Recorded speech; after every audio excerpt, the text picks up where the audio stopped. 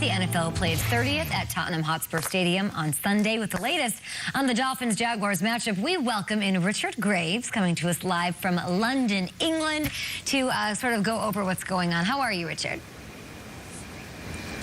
Good afternoon. First of all, Kate from London. I'm very well. We're looking forward to this weekend's matchup. You've got two teams desperately in need of a win, and one of them's got to win, right? In those 29 previous encounters you referred to, there's only ever been one tie. So we're hoping that we're going to have a winner at Tottenham Hotspur Stadium on Saturday. As for the Miami Dolphins, well, of course, all eyes for them are on their quarterback, Tua Tagovailoa. He's missed the last 3 games with fractured ribs. He was designated to return from IR earlier this week, and he's come through 2 straight practices.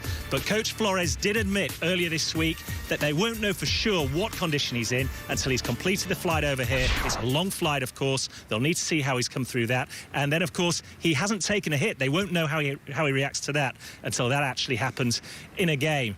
As for the Jacksonville Jaguars, well, things don't get any better for them. Veteran linebacker Miles Jack hasn't made the trip. He's suffering from a back ailment. Rashad Coward has also stayed over there in Jacksonville as well. And we heard earlier this week that quarterback Trevor Lawrence, he's only been out of the country once before, and that was on honeymoon. This is his first ever trip over to Europe and the UK, so it'll be a brand new experience for him on Sunday as well. Do you think there'll be much more Jags fans than Dolphins fans, since the Jags have obviously played there a lot more? What's the Jags fan base like out there in London?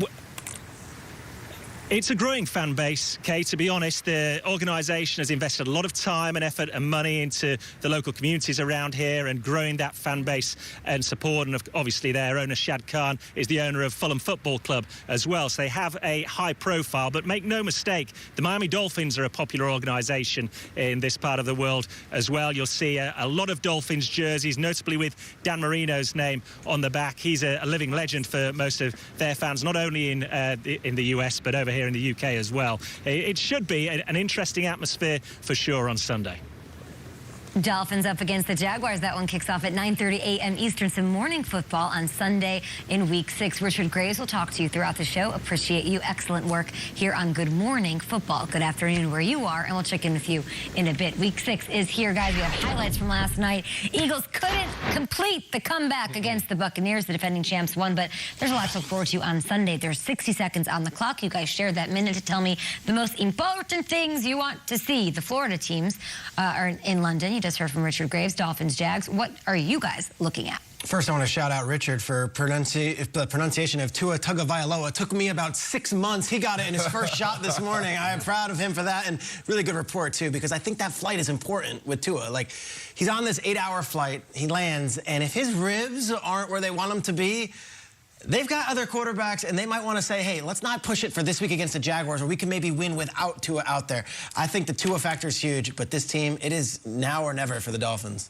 Yeah, you're absolutely right. It is now for never. This is a team that won 10 games last year, and we expected them to be a lot better. Not having Tua out there has been a big loss, but I'm excited to see Trevor Lawrence, the young quarterback, continue his progression, continue growing, continue making plays. I can't wait. Gardner Minshew beat the Phillip Rivers Indianapolis Colts, and that's the last time that the Jaguars won. They've lost 20 straight. Week 1. It was Minshew over Rivers in their last one. Enough.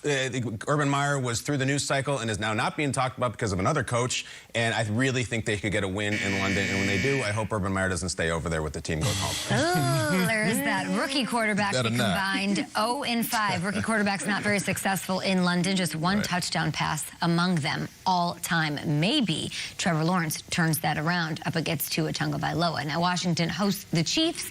This one in Kansas City. What are we looking for here? D'Angelo, go. Oh, this is the bad defense bowl right here. I mean, you talk about Kansas City's defense, and then you talk about Washington's defense. But it's going to be a lot of points, Kay. You're right, fantasy points all day. Taylor Heineke, deep ball. Then you got Patrick Mahomes, deep ball. I'm just watching offensive explosion. I told you, nobody plays defense anymore. So. All right. Well, you want an explosion? I'm here for it. How about the explosion if the Kansas City Chiefs lose this game? Oh. Then we have to start asking, are the Chiefs going to get a wild card? Are they going to make the playoffs? It's totally fair. They do not get exception. Eventually, you have to win, especially on this kind of trip against this kind of team that's struggling. Chiefs lose this game is nuclear. Yeah, you know, yes. Nuclear. And I hear you. And yesterday we talked about Sean Taylor's jersey being retired and hung to the rafters. And in our show, immediately it was like, that's amazing news. the response online and from a lot of people around the league were like, not great. That's a bunch of crap. Yeah. Like, how could you on 3 days' notice you're going to say this to cover up whatever else is going on in the news?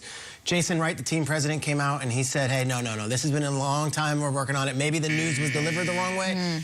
But this is something that's been planning since the offseason. Both he and Bobby Mitchell are going to get their jerseys retired. I just want everyone to appreciate Sean Taylor this weekend because defense might not be a premium in this one, D'Angelo. It's well said. At GMFB with your thoughts, keeping it all the way real. The Chiefs 9-1 all-time, guys, against Washington. Their last win in the matchup came in 1983 during friend of the show, Joe Theismann's MVP season. Long time ago since Washington had success against the Chiefs. Now let's go to Soldier Field. It's an NFC North showdown between the Packers and the Bears. What are we looking for in this one? Edie, Meanie, Miney, Kyle. Number one for the Bears. The first time he was ever mic'd up at a practice, someone mentioned to him something about the Packers. When assistant coach, he goes, ooh, Green Bay, we don't talk about them around here. He gets it. This guy's been on Ohio State. He understands a rivalry. He understands what time it is. We've seen a lot of Bears quarterbacks who understand what time it is. Trubisky understood it. A lot of guys before. I don't know if Cutler did, but a lot of guys have. It's one thing to understand it's a rivalry and see number 12 in green. It's another thing to beat him. Justin Fields, have a day. Matt Nagy, for God's sake, let him have a day. Khalil Herbert is the running back that I'll be looking for. This is a cool story. Went to Kansas, never really had a career there. His last year, he's like, I'm going to go in the transfer portal. Goes to Virginia Tech, where he has a 1,700-yard season. Gets drafted in the 6th round, and now it's Bears-Packers, and it's like Khalil Herbert might be the guy that makes the difference, and finally the Bears getting over the hump with the Packers. Yeah, my eyes are all over Justin Fields, and not only Justin Fields, but Matt Nagy. I want him to be creative, make things easy for Justin Fields. And Justin, understand that you don't have to make every single play out there. Trust the guys around you. Don't be forcing balls into coverage, because that's a secondary and some safeties that can go get the football. Sure. Packers lead the all-time series 100-94. There are 6 ties in there, and over the last 6 or 7, there have been a lot of one-score games, a lot of close situations that could go either way in Chicago on Sunday. Finally, the Chargers trek to Baltimore to face off against the Ravens. What are you looking for, Striggs, in this one? These have been the 2 most exciting teams in the league, I think. Honestly, their games are crazy games that always end up in the final minute. Like, who's going to come out with this one? The Chargers, as a team, have 59 points in the 4th quarter alone this season. The Ravens, they have these miraculous victories. This is one of those, you put the game on, you sit back, don't root for either team if you're neutral, just enjoy the football. Both quarterbacks having breakout years yet again. Brandon Staley having a breakout year, too. He won the week this week with his press conference, remarks about John Gruden and everything. But he's not a motivational speaker. He is not a politician. He's a football coach. And he's a defensive-minded football coach who just saw his team get absolutely run through when Cleveland wanted to snap their fingers. I need to see some defense from the Brandon Staley Chargers. I like the way he speaks and I like him as a guy. Let's play some D. Yeah, and I'm loving these 2 quarterbacks, too. Just like you said, I mean, when you think about the way Justin Herbert's been playing the quarterback position so far, as young as he is, the way that you feel like, wow, he gets it, he understands it. The growth we've been seeing in Lamar Jackson all this season. This is going to be some dynamic quarterback play. 2 guys that do it totally different, but it still gets done. Lamar Jackson, 8-0, undefeated, guys, in the month of October in his career. He's never lost in October. 2 of my favorite defensive players will be on the field as well. Marlon Humphrey for the Ravens, Derwin James for the Chargers. More Good Morning Football up ahead. We've got Hammer Time. That's right. The great Matthew Hamilton is going to talk some